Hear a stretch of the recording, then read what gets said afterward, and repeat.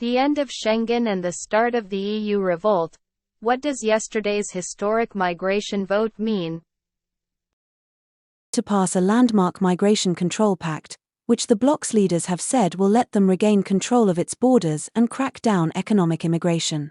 German Chancellor Olaf Scholz said it was an historic, indispensable step which represented solidarity among European states.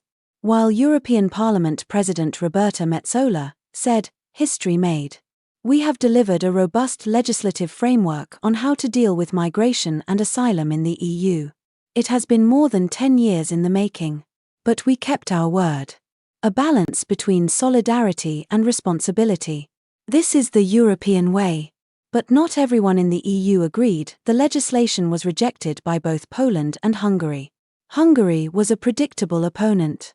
Viktor Orban has been a constant source of trouble for the EU, blocking proposals for more funding for Ukraine and standing in the way of Ukraine's EU membership. He said the pact is another nail in the coffin of the European Union. Unity is dead, secure borders are no more. Hungary will never give in to the mass migration frenzy, Orban warned. But Poland is an even more worrying source of opposition for the EU. Donald Tusk, who became Prime Minister of Poland last year, is generally accepted to be a deeply pro-EU leader.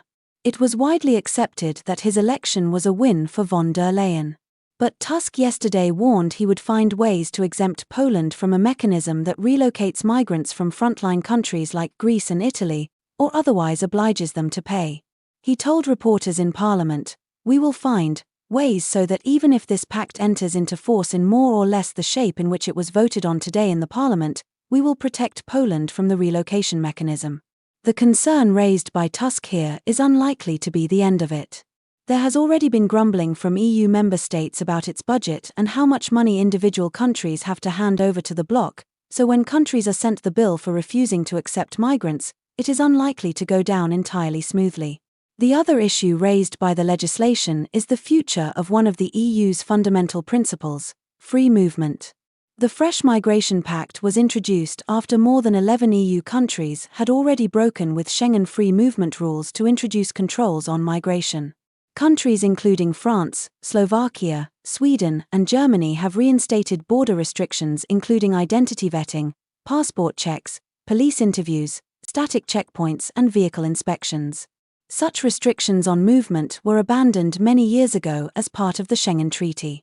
But they are now viewed by a number of countries as being essential to stop infiltration by terrorists posing as migrants.